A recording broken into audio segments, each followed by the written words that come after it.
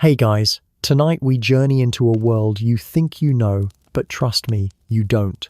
The Victorian Age. You've seen it in costume dramas, in foggy cobblestone streets and tea-stained novels. But tonight, we're not stepping into a glamorous ball with gloved hands and polite small talk. We're peeling back the heavy velvet curtain and walking into a world that was both dazzling and deeply, deeply strange. So, before we start, go ahead and like the video if this kind of sleepy history helps you wind down. Subscribe if you haven't already, and in the comments, tell me what time it is where you're watching from. It's always fascinating to see the whole sleepy world tuning in. Now, dim the lights. Maybe turn on a fan for that soft hum like a gas lamp flickering gently in a smoky drawing room. Let's slip together into tonight's story. Tonight's journey. Why the Victorian Age was called the Golden Age. Now, that title might sound a little shiny, Golden Age. It conjures up images of progress, invention, poetry, and empire. And in some ways, that's accurate. The Victorian Age, spanning from 1837 to 1901, the long reign of Queen Victoria, was an era of intense industrial growth, scientific innovation, sprawling British imperialism, and a population that tripled in less than a century. But golden doesn't mean good. It means burnished, polished, bright on the outside, sometimes hiding the soot and sorrow underneath, because behind those gleaming inventions were factories filled with coughing children. Behind those heroic novels were cities choked with smog and despair. And behind every steam-powered leap forward was a human cost often paid by someone too poor to be remembered. And yet, for those who lived through it, something had changed. There was ambition in the air, possibility, a sense that even if the present was grimy, the future might be golden. They built crystal palaces, laid transatlantic cables, and imagined railways through deserts and ice. They photographed the dead. They believed in fairies. They held seances in respectable parlors and published medical guides on how to behave when one's child was dying, because odds were they would. In tonight's journey, you'll wake up in a cramped London tenement. You'll eat a cold Victorian breakfast and brush your teeth with a powdered horror show.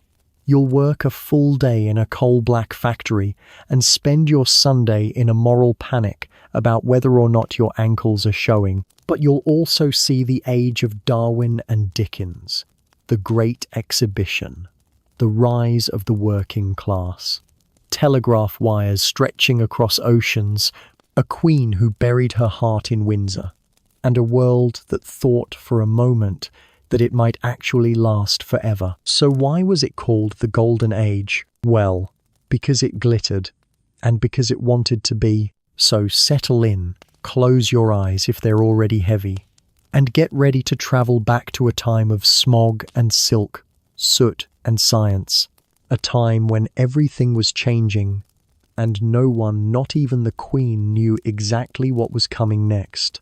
Are you ready? Because tonight, we begin in the darkness just before the gaslight flickers on. Victorian London, somewhere between 1845 and 1870. Population exploding, smog thick enough to chew.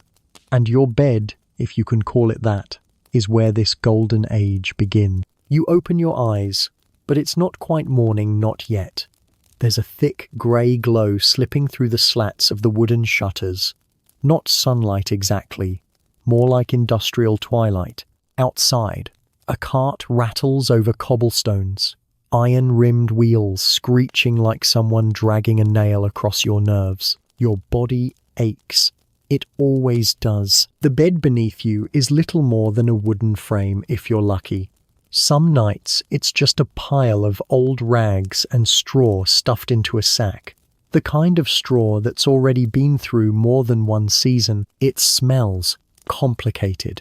A combination of mildew, mouse droppings, and something chemical maybe from the dye. in the old textile scraps you sleep under. You shift. Something skitters. You pretend it's not what you think it. Island. There's a blanket, thin, scratchy, and never truly dry. It holds the damp like it's been trained to do so. Every night you wrap yourself in it like a poor man's cocoon, hoping that maybe, just maybe, you'll wake up warm for once. You never do. Your feet are cold. Your fingers are stiff. And you don't stretch when you wake up, not because you don't want to, but because stretching might brush against the person sleeping beside you. Your sister, maybe? Your brother? Your uncle? It's not a private bed, it's a shared resource. And this room, about the size of a modern bathroom, holds 5, maybe 6 people. A baby starts crying in the corner. Hasn't stopped crying for days. No one has the energy to soothe it anymore. Your mother mutters something, wraps the child tighter in a bundle of cloth, and rocks it without opening her eyes. Somewhere below you, the floor creaks. Heavy boots. Probably the lodger. He sleeps in the kitchen, or what used to be the kitchen now, just a damp corner with a rusted bucket, a broken chair, and a stove no one lights, because coal costs more than you're worth. You sit up. Slowly. Carefully. The air is thick with coal dust and boiled cabbage. Your eyes water before you've even stood. Every surface in this room, every wall, every floorboard, every stitch of fabric is covered in a thin sheen of soot. You're breathing in the remnants of yesterday's chimneys, and tomorrow's, and last week's. There's no wallpaper, not really, just scraps. Faded flowers, half peeled, curling like burnt parchment. Behind them, the walls are damp, always damp. They drip when it rains. They sweat when it's hot. And sometimes in winter, they freeze on the inside. You swing your feet down, and your heel lands in something wet. You don't ask. You don't look. You just wipe it off on a dry part of the floor and move on. Outside, a bell tolls. Not a clock, those are for the rich. This is the shift bell from the factory 3 streets over. It rings at 6, again at 7, and once more at 9. But by that last one, you're already deep into your day. The room begins to stir. Your brother groans. Your sister coughs a deep, rattling sound, the kind that echoes. She's had that cough for months. You know what that means. Everyone does, but no one says it. You glance up. The ceiling is cracked. Plaster has fallen in clumps during the night. Again, one chunk landed on your pillow last week, missed your eye by half an inch. The landlord said he'd fix it. He won't. He never does. You open the window, or try to. It's a warped wooden frame, swollen with years of rot. It groans but doesn't budge. The room has no air, just breath. 6 bodies worth of it, thick and stale. And you haven't even left the house yet. The hallway outside your room is narrow, steep, and uneven. The stairs tilt to one side, as though the whole building has decided it's tired of pretending to be upright. They creak like old bones. You step carefully. The banister is loose and the drop is long. 4 stories of leaning wood, thin walls, and people packed in like sardines in a tin that forgot it was supposed to be sealed. This is an East End tenement, or maybe one of the model dwellings, built by well-meaning reformers who didn't actually live in them. Either way, it's home, for now. You pass 3 doors. Each one holds another family. You can hear them. Someone is whispering a prayer. Someone else is whispering something less holy. A child wails. Someone yells. There's a crash. Then, silence. You keep walking. Downstairs, you reach the front door. It doesn't lock. It barely closes. A draft snakes through the gap at the bottom like a polite burglar. You step outside and into the real Victorian morning. The street is alive, but not in a good way. It's mud and smoke and manure and noise. A chimney sweep boy runs past, face black as soot, barefoot despite the frost. A rag and bone man wheels a cart full of broken umbrellas and dead things. A horse pulls a wagon full of coal past your street. Its driver spits into the gutter. You hope it doesn't splash. The air is grey. Not fog, not yet. That comes later. This is just the regular mix of chimney smoke, factory output, and the endless breath of a city that never stops exhaling. You look up. The sun tries to break through, fails. Everything is the colour of tarnished brass. This is your golden age. No toilet, no clean air, no privacy. Just noise and labour and a lingering question. Why did they call it golden? But you already know. Because the rich could afford the gold and the poor could only hope the tarnish wouldn't stick too long. And now, it's time to start the day. You made it out of the bed, survived the hallway, didn't fall down the stairs or inhale too much plaster dust. Congratulations. Your reward? Victorian breakfast. If that sounds comforting, go ahead and lower your expectations. All of them. You don't walk into a kitchen with the smell of coffee brewing and toast gently browning.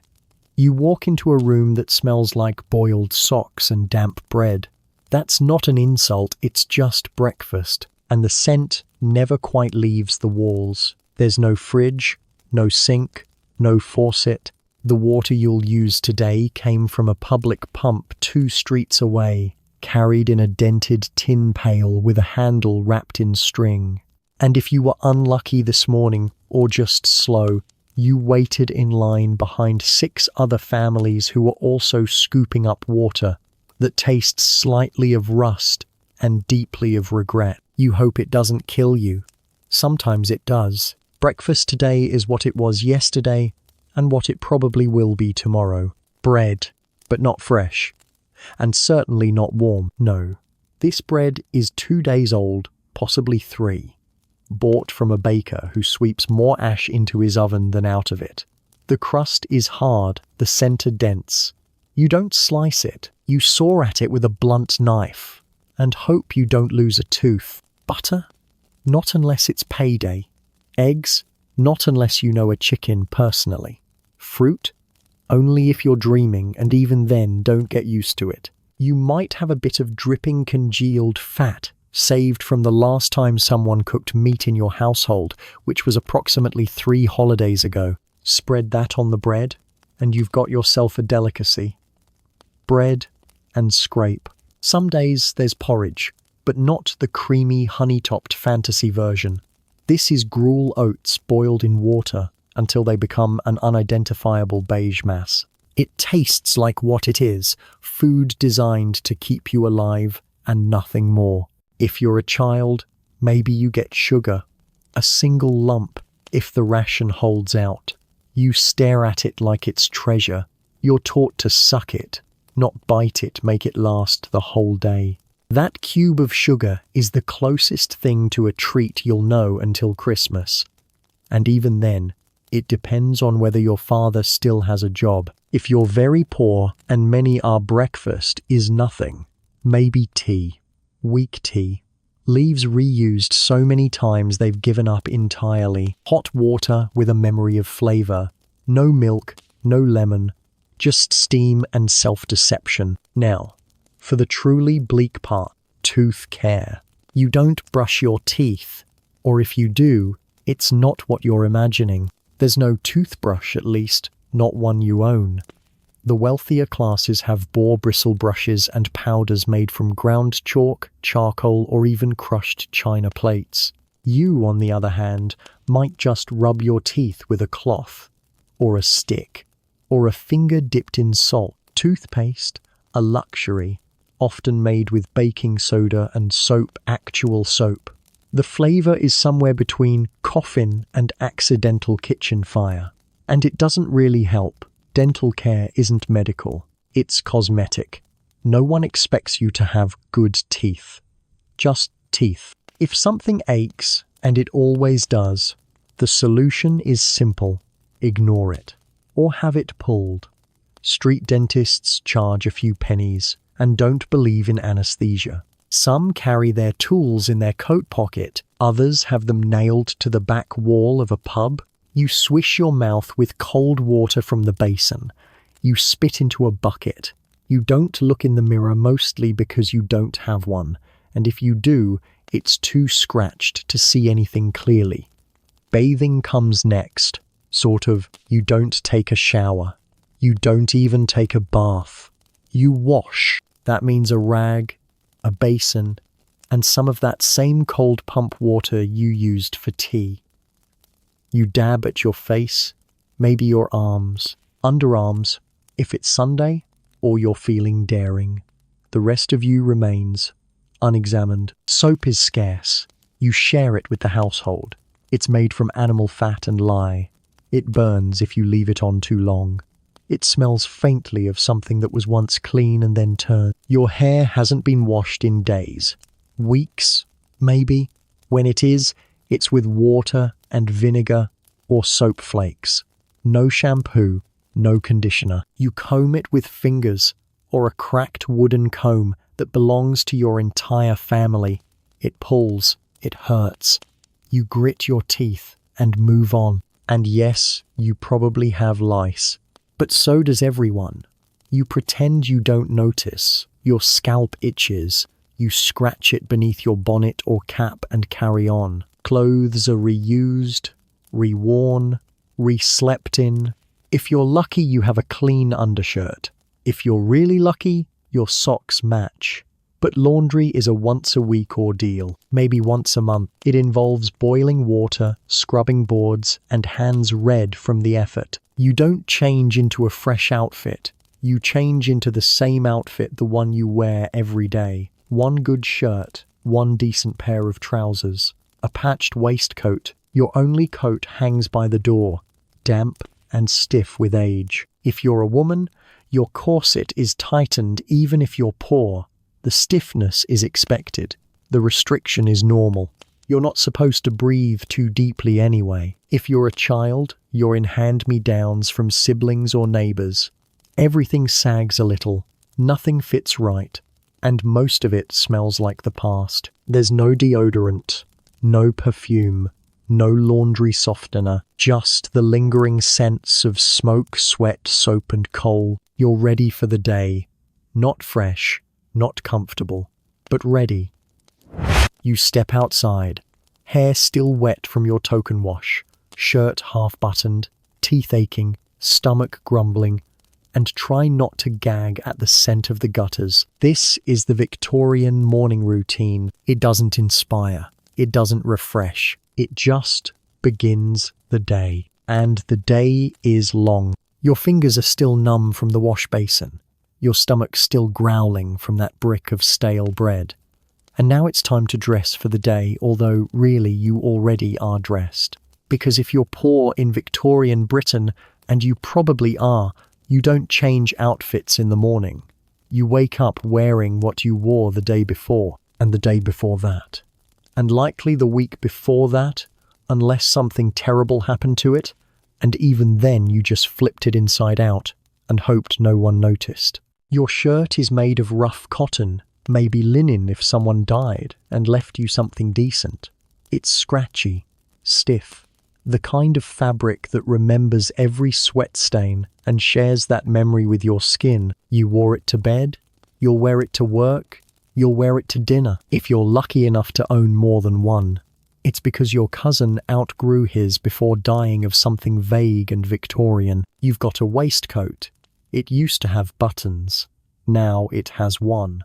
2, if you use a safety pin in a moment of inspiration and denial. It's faded, patched, and smells like pipe smoke, even though you've never smoked a pipe in your life. Your trousers sag in odd places and constrict in others. They've been mended so many times, they're less fabric and more patchwork morality tale. The hem is frayed, the knees are thin, and the pocket has a hole in it that you keep forgetting about until your last coin falls through. Shoes, if you have them, are a privilege, and they know it. Stiff leather, cracked soles, laces replaced with twine. They leak when it rains, which it often does. Some children go barefoot all year. You've done it too, until your feet looked more like bark than skin. If you're a woman, you're in layers, always layers. A chemise, a corset, a petticoat, a dress, another petticoat if you're trying to look respectable, and if you're working class, you top it off with an apron stained with everything from coal dust to last Tuesday's soup. Your corset isn't a glamorous item. It's not silk or whalebone. It's cotton and string, meant not for beauty, but for discipline. It pushes your ribs in, keeps your spine rigid, and reminds you every time you move that comfort is for the rich and loose posture is a sin. Hair is pinned, always. Even if you've got lice, even if it's falling out, even if you haven't brushed it in days because the comb is missing again and you're too afraid to ask your neighbor if she has it. Because she does, and you know exactly where she found it. And you don't have a coat, not really. You have a shawl, a threadbare wrap that used to belong to someone else. It's thin, it does nothing, but it's better than nothing, which is what most people have. Now let's talk about shelter. Your house, if you can call it that, is a Victorian worker's dwelling, either a tenement in London or a back-to-back terrace in Manchester or Birmingham. It was built fast, cheap, with exactly zero regard for your comfort. 1 or 2 rooms, no bathroom, no kitchen, no running water, just walls, windows, and a roof that leaks in winter and traps heat in summer. The bricks are dark with soot. The air inside never quite moves.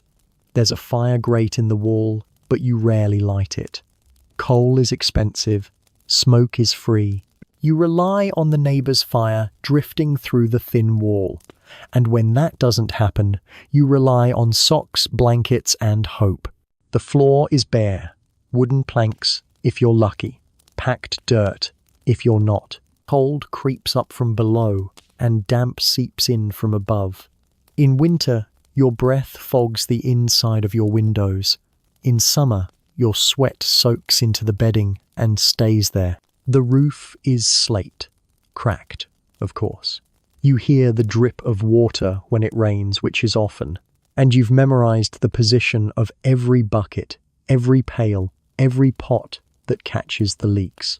The windows don't open properly. They're fogged with grime and sometimes newspaper stuffed into the cracks to keep the cold out. They don't keep the cold out. Nothing does. The only thing between you and the street is a pane of glass so thin you once saw a pigeon fly through it. The walls are damp. Mold grows in the corners. Not the green kind, the black kind, the kind that sticks to your lungs.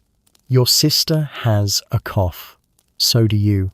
It never goes away. You hear it at night, in your own throat, in your neighbor's baby, in the alley outside where a man hasn't moved in hours and no one wants to be the one to check why. The toilet is outside, down the alley, shared with 6 families.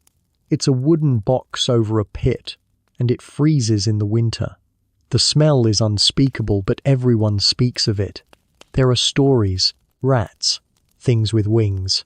You go quickly, if you go at all. Inside, there's 1 chair, maybe 2, a table that tilts to the left, a cupboard with 1 door missing, and 3 spoons inside. The rest have been lost, stolen, pawned, or broken. The good bowl is chipped. The bad bowl leaks. There's a tin cup everyone fights over because it doesn't burn your hands when the tea is hot. And the bed, the one you woke up in, is not yours. It belongs to the family. It's passed around, rotated.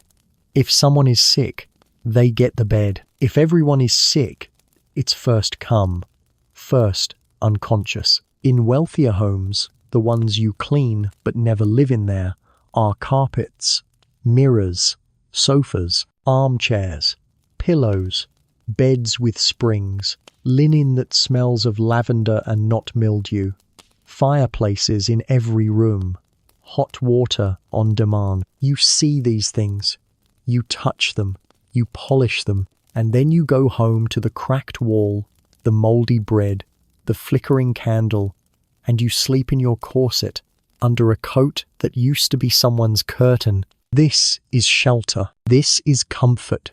Victorian style, not golden, just painted that way. You've dressed, you've eaten, you've washed if dipping a rag into lukewarm water and wiping your face counts.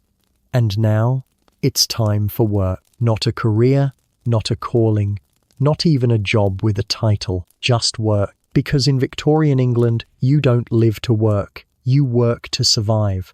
And even that isn't guaranteed. The streets are already full by the time you step outside. Coal smoke curls around corners. Gutter water trickles underfoot. The air is heavy with the stench of dung, rotting vegetables, and human breath. Too many bodies, too little space, and not nearly enough soap. You blend into the grey river of humanity, flowing toward factories, docks, shops, and slaughterhouses. If you're a man or boy old enough to pretend to be a man, your day begins before the sun fully rises. Maybe you work in the mill. The factory bell rings like a death knell. Late, you lose half a day's pay. More than once, you're out entirely. You pass through the great iron gates with the rest of the workers, your shirt already sticking to your back from the walk alone. Inside, a warehouse of humming machines, looms, spindles, engines powered by steam and desperation. The noise is deafening. You learn quickly not to speak and then forget how. The foreman watches from above. He carries a stick. Sometimes he uses it. Sometimes he doesn't have to. Your job? Feed threads. Clean gears. Unjam a clog while the machine is still running. The rules are simple. Be fast. Be invisible. Bleed quietly. You know a boy who lost a finger last week. A girl who lost her whole arm. They screamed. The machine didn't stop. The shift didn't pause. No one talked about it the next day. If you're younger, say 7 or 8, maybe you're a scavenger, crawling under the machines while they're running, picking up loose cotton before it catches fire. You wear no shoes. The floor is covered in oil and broken needles. Your reward for surviving the shift? A copper coin. If you're lucky, if not the mill, maybe you're at the coal yard, shoveling, hauling, choking on soot. Black dust sticks in your lungs and never leaves. They call it black lung. You call it breathing. The coal carts never stop coming. You load until your arms shake, then load more. Your fingernails are black. Your teeth are black. Your spit is black. If you fall into the coal chute, no one hears you over the clatter. Maybe you're a chimney sweep if you're small enough. They send you up narrow brick tunnels still warm from last night's fire. You carry a brush and a prayer. You climb, you scrape, you cough, and you hope nothing collapses while you're inside. You've been stuck before. You know the heat. You know the panic. You know what bones sound like when they don't come out the right way. And if you're not strong enough to sweep chimneys, they send you to the match factory. You dip wooden sticks into phosphorus. The air smells sweet, almost like candy. Then your teeth start to rot. Your jaw begins to ache. Your face swells. They call it phossy jaw, and everyone knows how it ends. One day, the pain stops, because everything else does too. If you're a woman, your labor begins before work and continues long after. You cook, you clean, you dress the children, you nurse the baby. Then you walk to the laundry house, the factory, or the house of some woman who has the luxury of not knowing how hard life can be. If you work in the laundry, the water scalds your hands. You scrub until your skin bleeds. Your apron is stiff with soap. Your fingernails disappear. If you're a maid in a wealthy home, you rise before dawn. You tend the fire. You sweep the floors. You serve tea to a woman who won't look you in the eye. You carry hot water upstairs so she can bathe while you reuse the same wash rag for 3 days straight. You speak only when spoken to. You smile, always. And when you're dismissed, you say thank you even if your legs are shaking from standing for 12 hours. And if you're a prostitute, you work when everyone else has stopped. You walk the streets beneath flickering gas lamps. You listen for footsteps that don't sound friendly. You watch for the constable and hope he's only after a bribe. Men call you names. Women look through you.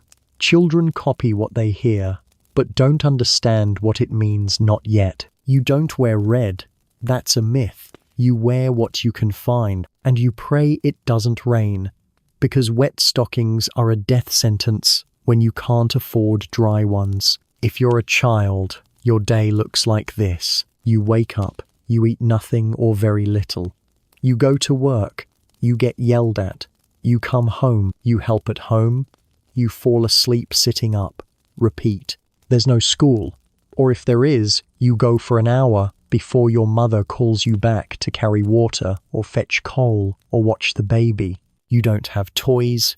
You don't have friends. You don't have time to dream. Just the factory whistle. Just the broom. Just the sound of your stomach making more noise than your voice. And if you're one of the lucky ones, a clerk, a teacher, a messenger, you still work 6 days a week. You still live in fear of being fired. You still can't afford the meat you deliver to someone else's table. Because even the safe jobs come with strings. A clerk who makes a mistake loses his position. A governess who becomes pregnant, even by force, is ruined. A teacher who angers the wrong parent becomes a beggar. The middle class is only one illness away from poverty. The poor never had anything to begin with. And when the shift finally ends, when the bell rings, the door opens, the whistle shrieks, you don't go home in triumph. You go home in pieces. Bone-deep fatigue, skin rubbed raw, eyes that don't focus anymore. You walk the same cobbled streets, past the same broken signs, past the same man who's been dead in that alley for hours, but no one has time to check. And you do it again tomorrow, because in Victorian England, the work never ends. The machine runs on blood, and you're cheaper than coal. It's Sunday, supposedly a day of rest. But rest, like everything else in the Victorian world, depends entirely on your place in the pecking order. If you're poor, Sunday is your only guaranteed day off, and even then, not really. It's the day you do laundry, mend clothes, scrub the floorboards. If you have children, it's the day they wash their only set of church clothes in cold water and hang them by the fire, hoping they'll dry in time for the morning service. Because no matter who you are, Sunday means church. Skipping it isn't just frowned upon, it's noticed, tracked. Whispers start, eyes follow. And in a world where your reputation can mean the difference between a roof and the street, you do not want to be noticed in the wrong way. You dress in your best, which, for most, means your least stained. You walk through streets slick with last night's rain, past taverns still smelling of spilled gin and stale sweat, and into the clean, austere chill of the local chapel. Inside, silence, stone, stained glass, if you're lucky. Wooden pews, unpadded and unmerciful. You sit up straight. You do not fidget.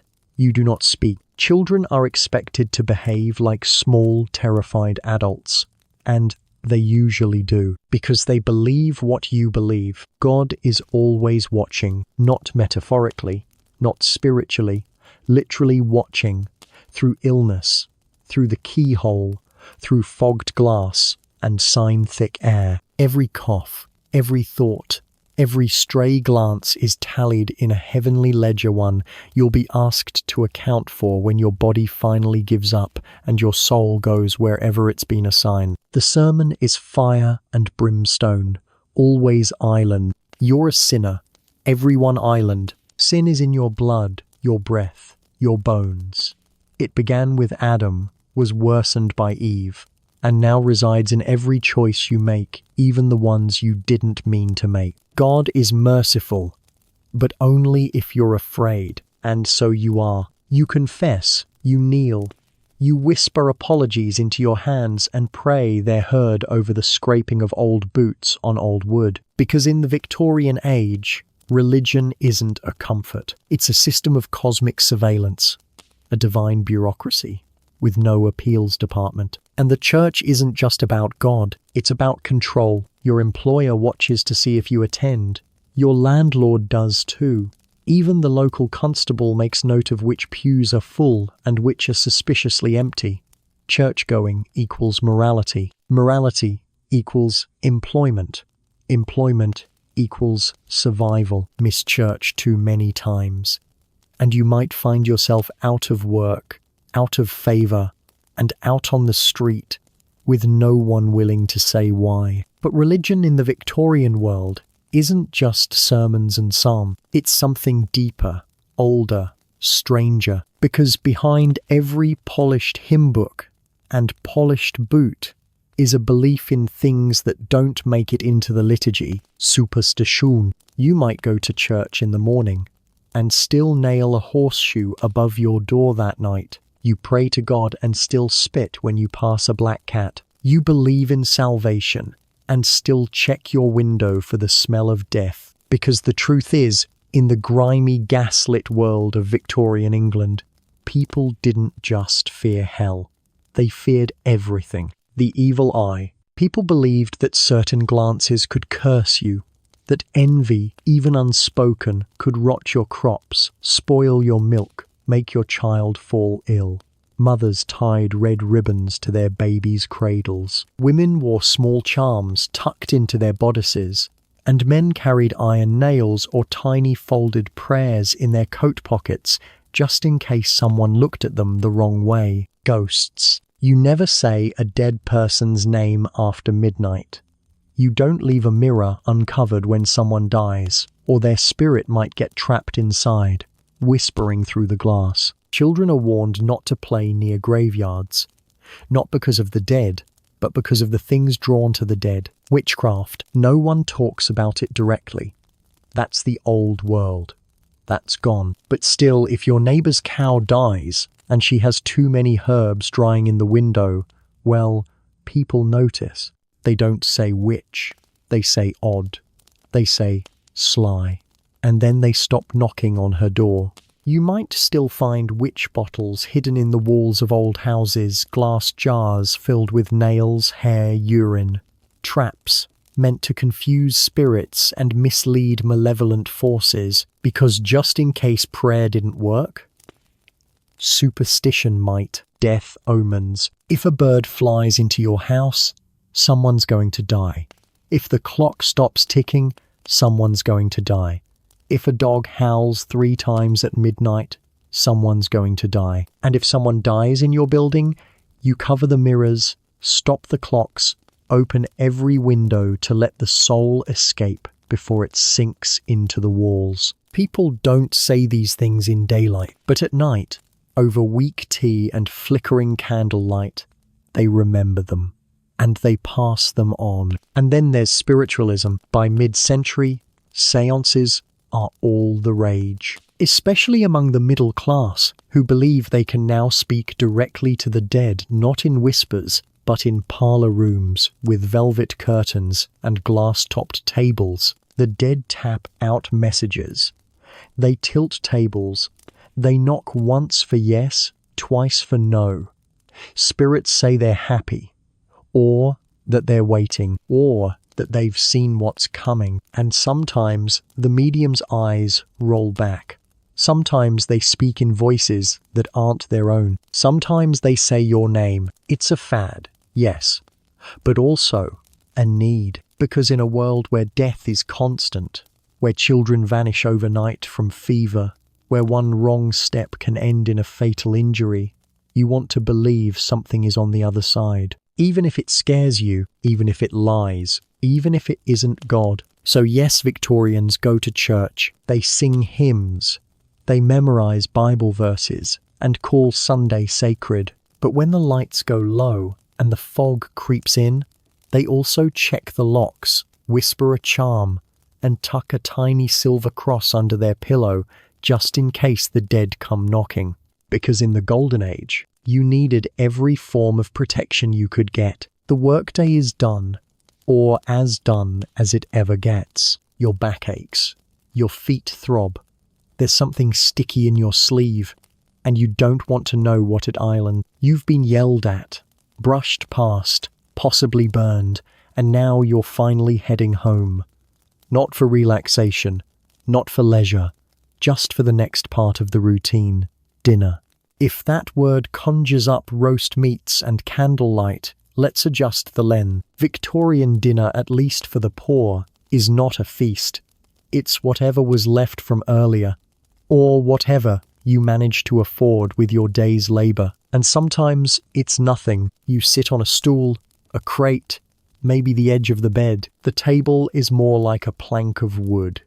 The dishes are mismatched, or shared, or imaginary. You eat in silence mostly. Conversation is a luxury, and you're too tired to use words anyway. Tonight's meal? Bread. Again, still stale, still hard, still rationed carefully, like gold dust made of flour and disappointment. If you've done well this week, there might be soup. That word deserves quotation marks. It's water, mostly. Coloured by bones, flavoured by salt, if you have any. Maybe a turnip slice. Maybe a potato that's seen too much. Boiled until everything that once made it a vegetable has surrendered. Meat? Rare. A luxury for Sundays or funerals. When it does appear, it's usually a scrap. Fatty. Gristly. Chewed carefully. Shared by many. Pudding, in this context, is not dessert. It's a boiled flour lump. Sometimes with animal fat inside, sometimes not. It tastes like effort, like resignation, like the sort of thing invented when joy was banned from food. And if the food is spoiled, well, that's just a gamble you take. Because food poisoning isn't a fluke, it's part of life. No refrigeration, no expiration dates. You sniff it. If it doesn't hiss back, you eat it. Water is risky, always. Especially in cities like London, where the Thames is more sewer than river. You boil it if you can. But boiling costs fuel, and fuel costs money. So most people turn to beer. Weak, warm, and flat. But it's safer than water. Even children drink it. Not to get drunk, just to not get cholera. If you're working class, you might buy it from a pub. But not the cozy kind with dartboards and trivia nights. This is a gin palace. Sticky floor, thick smoke. Half the crowd is already asleep. The other half is shouting at invisible enemies. The gin is cheap. The ale is warm. The walls are wet. And someone's probably been stabbed in the corner booth. You drink because it numbs. Because it fills the gaps food can't reach. Because if you close your eyes and drink quickly, you can almost forget what your life actually island. And for the middle class, dinner is ceremony, servants, courses, cutlery arranged in a way that looks like a trap for people who don't know which fork is for fish. They dine late 7 or 8 under chandeliers, pretending not to notice the maid whose hands shake as she pours the wine. Their meals include roast beef, aspic moulds, jellied eels, boiled carrots, and something pale that may once have been a fish, but now looks like regret in gelatin form. Dessert is spotted dick, jam, roly-poly, or a trifle that's 3 parts custard, 1 part alcohol, and several parts social anxiety. And when dinner ends, the fun begins. Victorian entertainment isn't what you'd call fun. It's more of a distraction from death, and most of it falls into 2 categories: public spectacle and private rituals. If you're working class, the options are simple. You go to the tavern, or the street, or theatre. If someone's feeling generous, at the tavern, there's music. Not always good, but loud. A fiddle, a drum, a man with a pipe and no sense of pitch. People stomp, they sing, they laugh through missing teeth. There's beer, there's shouting, Someone dances badly. Someone else passes out. Not from joy from gin. Sometimes street performers roll through town. Fire eaters, strongmen, organ grinders with tiny monkeys in coats. You watch, you laugh, you forget for 10 minutes that your boots are soaked and your brother is coughing blood again. And then they move on, and the street goes back to being just a street. If you're middle class, especially a woman, your fun is indoors, polite, and deeply controlled. Music recitals. Someone's niece plays the piano badly. Everyone pretends it's delightful.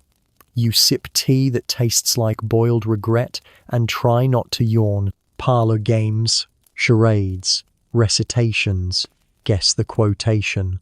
A game where someone misquotes Shakespeare and everyone claps out of fear. Board games, but not fun ones. Morality-based ones, like the Mansion of Happiness, where your pawn moves forward for industry and backward for indolence. And if it's after dinner? The seance begin. It's the latest trend, summoning the dead in the comfort of your own drawing room. A table, a few candles, a woman in lace with an accent no one can quite place. She closes her eyes. She moans. The table shudders. Is it real? Is it trickery? No one asks. They want it to be real. They want a message from someone they lost. The Victorians are obsessed with death.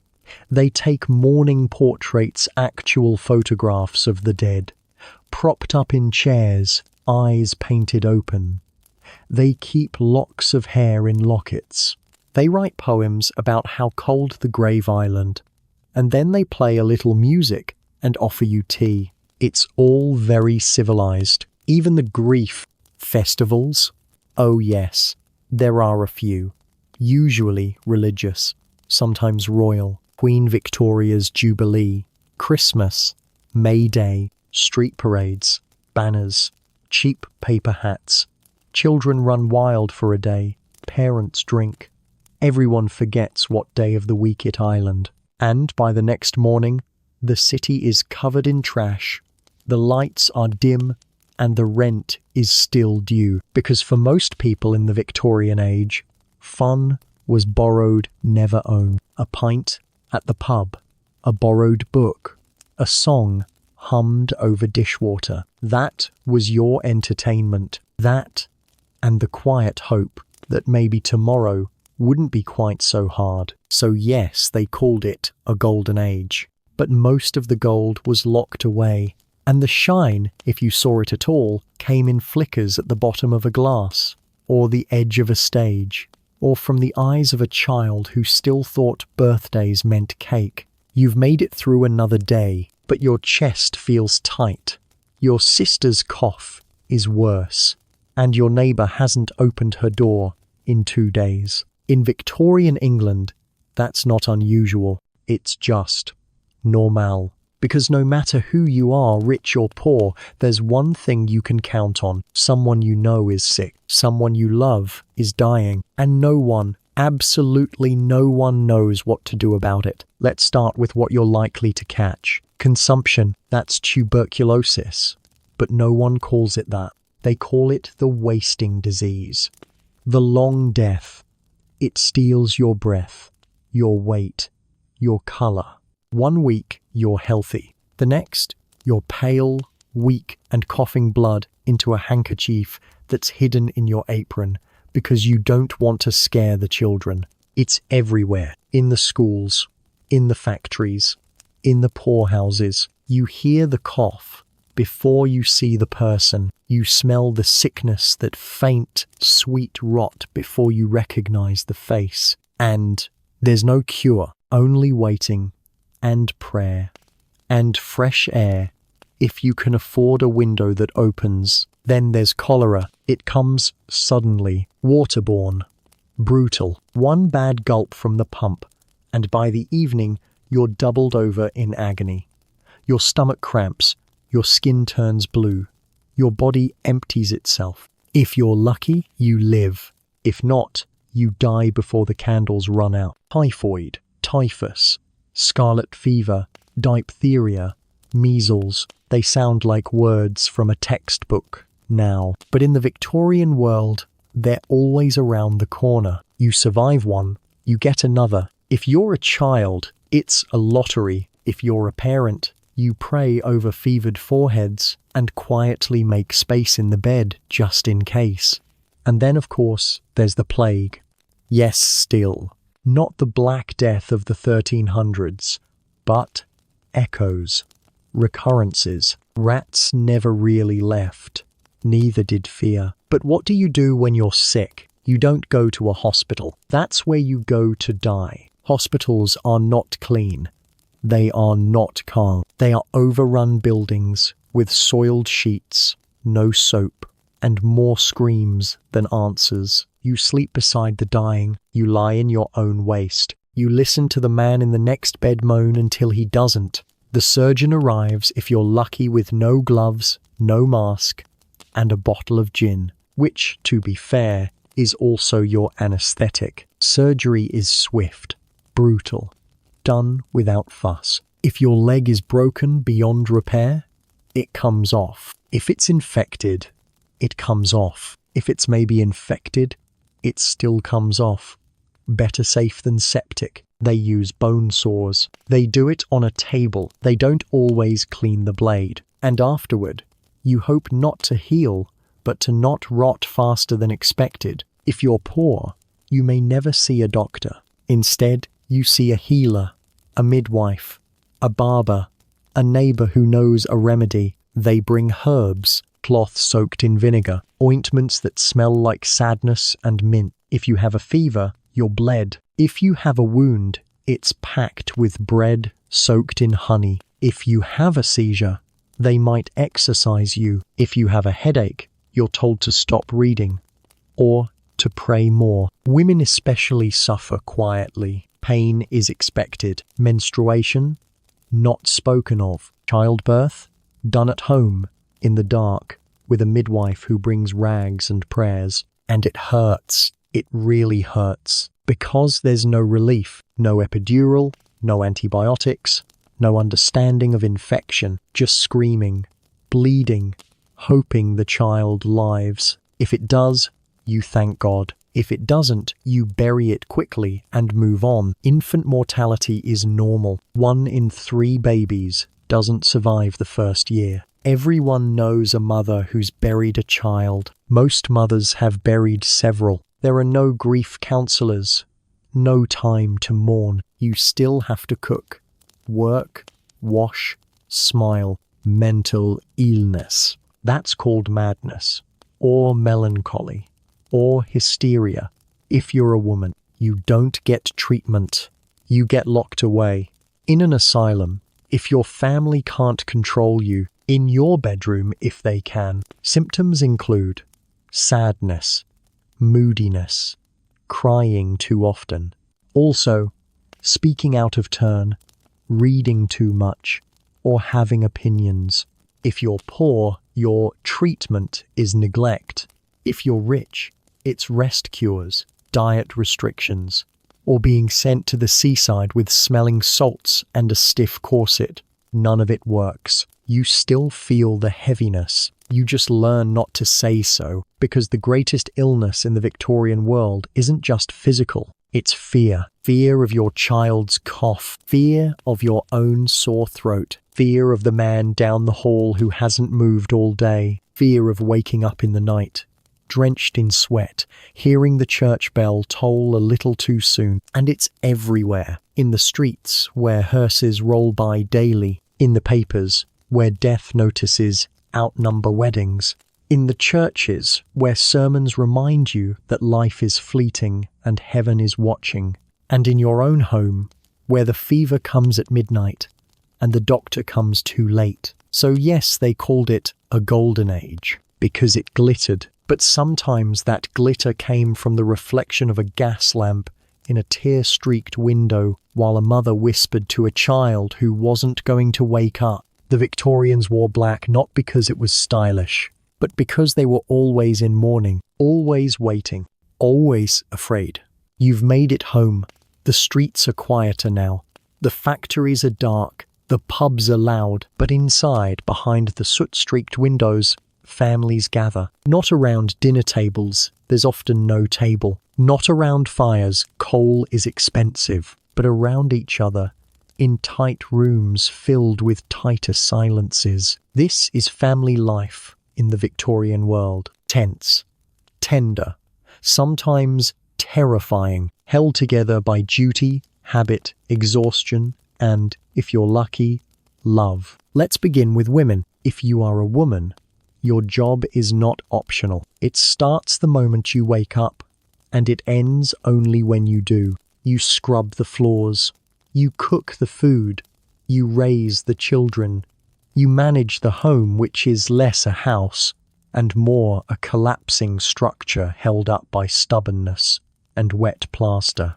You are the nurse, the cleaner, the accountant, the moral compass, and the emotional punching bag. You are expected to be pure, obedient, and invisible until someone needs something. Then you're supposed to appear instantly with a warm meal, a calm voice, or a boiled rag. Your education is minimal. You can read, maybe, write, possibly, but your real learning came from your mother, who taught you how to stretch a shilling, clean a wound with vinegar, and hide your anger behind a folded dishcloth. You were told to marry, told to obey, told to be grateful. If you're unmarried and over 25, you are a spinster. If you're widowed, you wear black for the rest of your life, and maybe eat once a day if your husband didn't leave enough. If you're a servant, your life belongs to someone else. If you're a wife, it still does. Marital rape isn't a crime. Your husband has legal rights to your body. Your wages, if you earn any, belong to him. Your children, also his. And if he beats you, the law shrugs. Unless you die, then maybe someone might care. But even that's not certain. If you're pregnant again, you don't complain. There's no prenatal care, no maternity leave, no gentle birthing suite. There's a corner of the room, a basin, a midwife who brings scissors and boiling water, and pain, so much pain that you begin to pray not for relief, but for survival. Some women die in childbirth, others die after. Puerperal fever, they call it. Dirty hands, dirty tools, dirty luck. But even if you live, you are expected to smile, to carry the baby, rock the baby, nurse the baby, while cleaning, while cooking, while pretending you haven't bled through your only petticoat. Because in the Victorian world, a woman's worth is her endurance, not her joy, not her ideas, not her dreams, assuming she still has any. And what about children? They're everywhere, dirty-faced, barefoot, laughing too loudly one moment, crying too quietly the next. If you survive infancy, you're put to work by the age of 5, 6. If your mother's soft, you fetch water, sweep floors, watch younger siblings. If you're lucky, you go to school for a few hours. You learn your letters, you recite psalms, you come home and immediately get to work. There's no playroom, no toys, maybe a ball made of rags, a doll carved from wood, but mostly you play by imitating the adults. You stir imaginary soup, carry a pretend baby, mimic the coughs you hear through the wall. Some children are sent to workhouses, orphaned or abandoned. They sleep in rows, eat grey gruel, learn discipline, not love. Others become street children, picking pockets, selling matches, offering to carry luggage for a penny. They're called urchins. They're seen, pushed aside, and forgotten. If you're lucky, your parents are alive. But even then, survival is a full-time job. Your father works until his hands bleed. Your mother cries into her apron when she thinks you're asleep. Your siblings fight over bread crusts and leftover tea leaves. Family life isn't soothe, ichopuzle, opokt, oproyer. And yet, there is love. You see it in small things. Your mother saving the last piece of meat for you. Your father softening his voice when you're scared. Your older sister wrapping her shawl around you at night when the fire goes out. Your brother giving you the bigger half of the sugar lump, even though he hasn't had anything sweet in weeks. Families hold together, not because they can afford to, but because they must. There's no social safety net, no government support, no option to fail. If your father dies, the eldest boy becomes the breadwinner. If your mother falls ill, the daughter becomes a nurse. If the rent collector comes, everyone hides in silence and pretends they're not home. Home is not a sanctuary, but it is a shield, thin, worn, pierced with holes, but still a shield. And in middle-class homes, things are different, but not necessarily better. Middle-class women live in cages with lace curtains. They don't scrub floors, they have servants for that. But they do live under scrutiny. Under social rules so strict they make prison seem casual. They must dress a certain way, speak a certain way, sit, eat, walk, breathe all in moderation.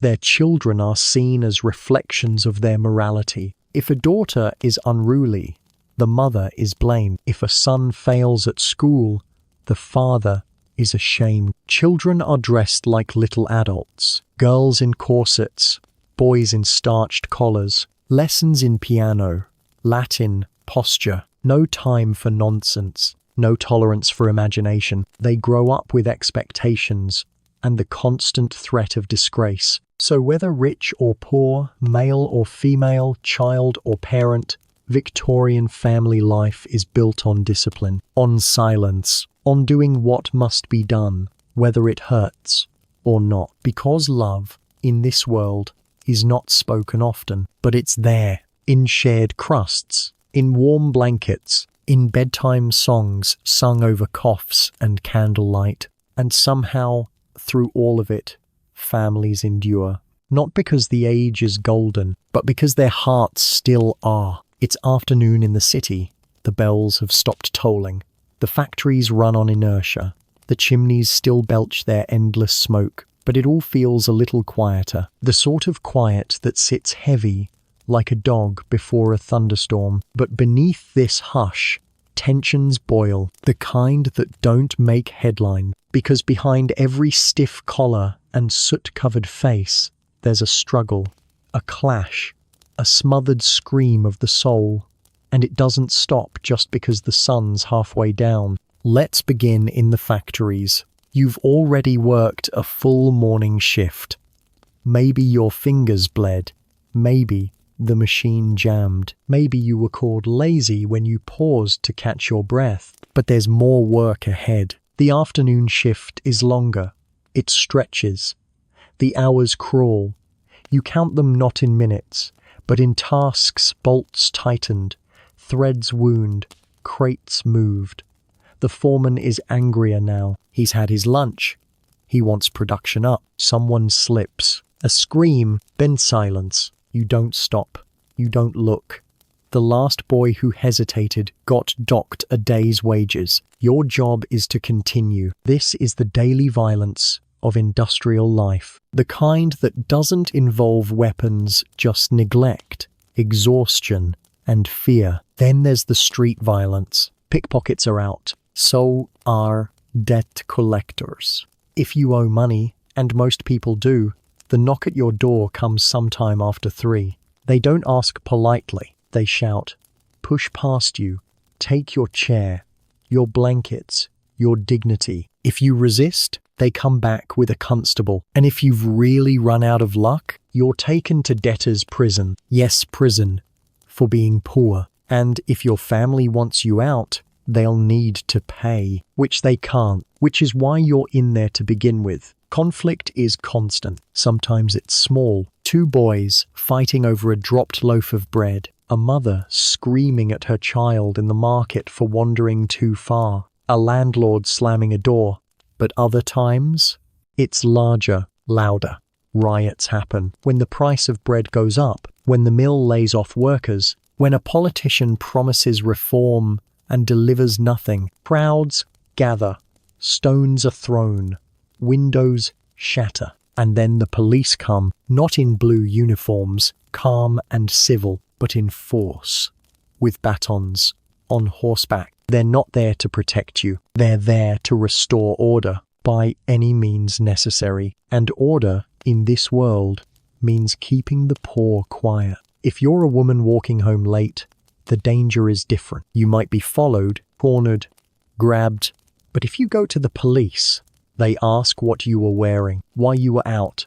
If you have a reputation, Victorian justice is not blind. It sees wealth and status and male faces. And if you don't have the right name, the right accent, the right address, you're on your own. Children fight too. Street gangs form in the slums. They have names: the Scuttlers, the Peaky Blinders, the 40 Elephants. They fight with belts, chains, stones. Territory is marked in bruises. Some do it to survive. Some do it for something to do, but most do it because they were born into a war with no sides and no end. Social conflict isn't always violent. Sometimes it's quiet, insidious, like when a maid drops a dish and is fired on the spot, like when a poor man speaks too loudly in a tea shop and everyone pretends he isn't there, like when a working-class girl looks too long at a rich gentleman and is called something she'll never live down. There is no equality in this golden age. There are classes, strata, invisible ropes tying people into places they were born into and will likely die inside.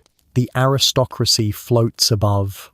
They speak of poverty as a curiosity, an unfortunate inevitability. They attend charity balls where they sip champagne to raise money for people who haven't tasted meat in weeks. The middle class fights to stay afloat. They fear falling. They fear failure. They fear scandal, which can ruin them faster than bankruptcy. The working class bears the weight of everything. They keep the city running, the trains moving, the smoke rising, and they are rewarded with silence, blame, and the occasional sermon about thrift. You feel the tension even in your own neighborhood. Your neighbor didn't look at you today. Your landlord raised the rent again. Your cousin's been missing since last Thursday. The girl down the street says she's in trouble and no one will help her.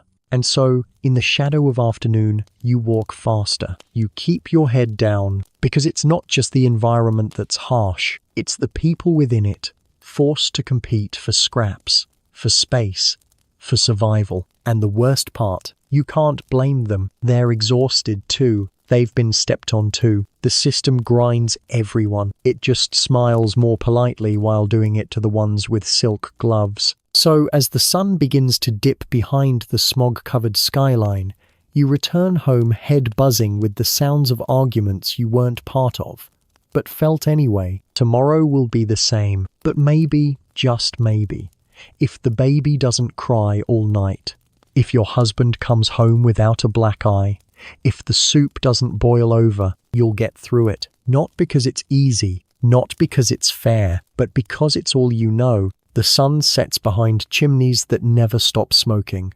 Not that you can see it, the fog's too thick, the smoke too heavy, but you feel it.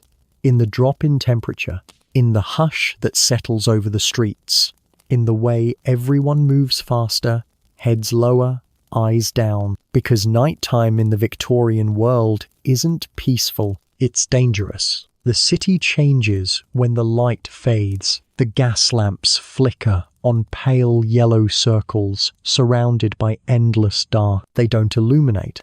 They hint. They warn.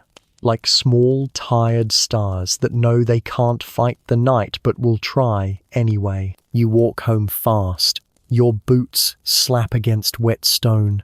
Your breath fogs in front of you, and every sound, every distant footstep, every creak, every door slammed too hard feels closer than it should. This is when the real fear begins. Because if you're poor, which most people are night, isn't a time for rest. It's a time for vigilance. The door doesn't lock properly. The window rattles. The walls are thin. You listen. not because you're curious, but because you're afraid not to. You listen for rats in the corners, for footsteps in the hallway that aren't your brother's, for the sound of someone outside testing the latch again, because people break in, not just thieves, but drunks, strangers, constables who heard a noise, or worse, men who don't need a reason. Women stay silent at night. Children pretend to sleep, and the men, if they're home, sit close to the door not because they can protect you, but because they want to believe they might. Fires happen often. A dropped candle, a spark from the stove, a careless ember. There's no fire brigade, not in any reliable way. And if your neighbor's roof goes up, so does yours, because everything's flammable. The walls, the beds, the curtains. You keep a bucket of water by the door, but you know it won't be enough. And if you live in the country, night doesn't bring peace there either. There are wolves, not literal ones, those are mostly gone, but strangers, highwaymen. The dark itself. There's no gaslight, no glow, just your oil lamp, your matches, and the hope that the noises outside are wind, or owls, or nothing at all. But the real fear at night isn't theft, it's death. Because this is when it comes, people at night, quietly, alone, while everyone else pretends not to notice. That cough your mother's had? It's worse. The child next door who hasn't eaten in days. He's stopped crying. The old man down the hall hasn't moved since supper.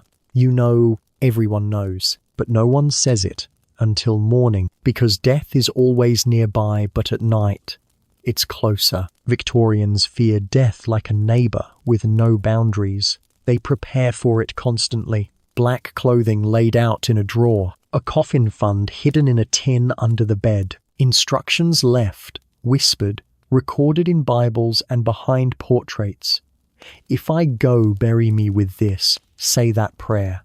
Don't let them take me to the poorhouse infirmary, because death is bad, but dying unmourned is worse. And there's another fear too, being buried alive. It happened, or at least people were convinced it did. So they built safety coffins with bells and strings and breathing tube. Families sat by the grave for days, just in case. They coined phrases like saved by the bell and dead ringer, not from poetry, but from panic. Because in the Victorian mind, the soul didn't always leave right away. Sometimes it lingered, sometimes it wandered, sometimes it watched, and so the living stayed up just a little longer, just in case. And then, finally, you lie down. You don't change clothes. There's nothing fresh to change into. You lie next to your brother, or your sister, or your mother and the baby. You don't have a pillow, or you share one, or you fold your coat under your head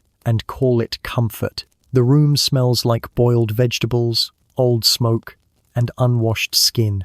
It's dark, the kind of dark that presses. You can't see the ceiling, you can't see your own hand, and you can't stop thinking, what if the baby stops breathing tonight? What if the cough gets worse? What if the door creaks open, and it's not the wind this time? You close your eyes. But sleep doesn't come easy. Your body is tired, but your mind has learned to stay alert, even now, just in case. And when you do finally drift off, it's not into dreams. It's into a grey nothing, a blackness so deep it feels like falling. Because in the Victorian world, sleep is not sacred. It's just practice. Practice for the long rest that's always waiting. Sometimes outside the door, sometimes in the lung, sometimes in the water you drank yesterday. And so the gas lamps flicker, the rats scurry, the wind howls, and all over the city, people lie still, not because they are resting, but because they are waiting for morning, for relief, or maybe just for the end, because this age may be called golden, but its nights are cold and death never sleep. And now the lamps are out, the fires have gone cold, the coughing has quieted, the footsteps have stopped, and the city, that grey, grim, gaslit machine, finally sleep. You've lived a full day in the Victorian world. You've woken to the smell of coal dust and cabbage. You've eaten bread so dry it fought back. You've scrubbed yourself with soap that burned and worked until your fingers blurred into tulle. You've listened to sermons that told you to be grateful and whispers in the street that reminded you how easy it is to fall. You've watched your sister press a damp cloth to her chest and say, "It's just a chill." You've seen the black cloth hung over the neighbour's door. You've tasted fear in the water and faith in the tea. And through it all, through the smoke, the sweat, the sermons, the sorrow, you kept going.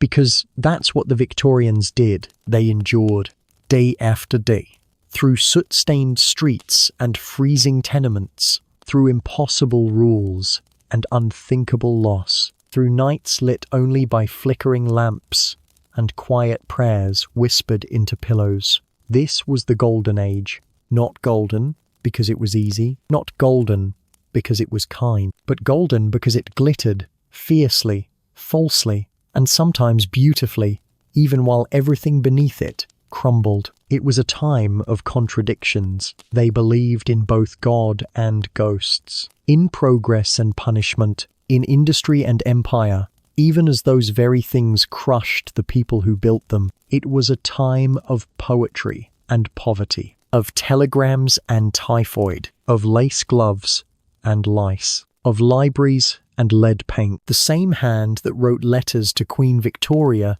might also be stitching her name into a sweatshop collar. The same child who read a book by candlelight might carry coal the next morning until their spine bent before their time. And yet they dreamed. That's what's most haunting and most human about the Victorians. They dreamed of better things, of faster trains, of cleaner cities, of cures for diseases no one understood, of a day when the chimney wouldn't need sweeping because there would be no chimney at all. They dreamed of airships and light bulbs and votes for women. They wrote stories, built machines, sang lullabies. They were not statues in museums. They were not oil paintings frozen in lace and velvet.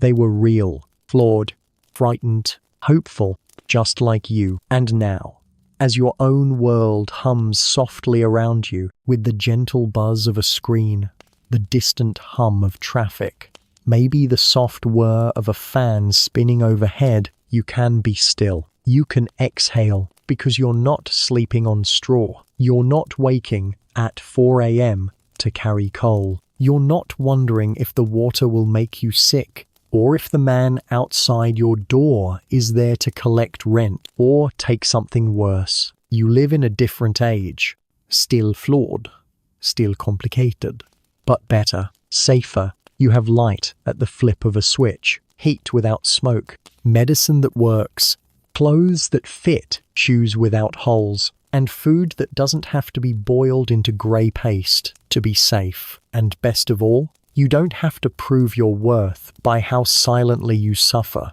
So tonight, as you lie in your bed, clean, warm, alive, let your body sink, let your breath slow, let your thoughts drift like fog along the quiet Victorian streets we've walked together. It's over now. The day is done. The city is still. The factories sleep, and so can you. You don't have to worry about the fire going out. You don't have to hold your sister's hand and hope she makes it through the night. You don't have to pretend the ache in your tooth isn't spreading. You don't have to get up tomorrow and scrub a floor for someone who won't learn your name. You're safe. You're here. And you made it through. So tonight, as you drift off, remember, you don't have to wake up in Victorian England. Sleep well,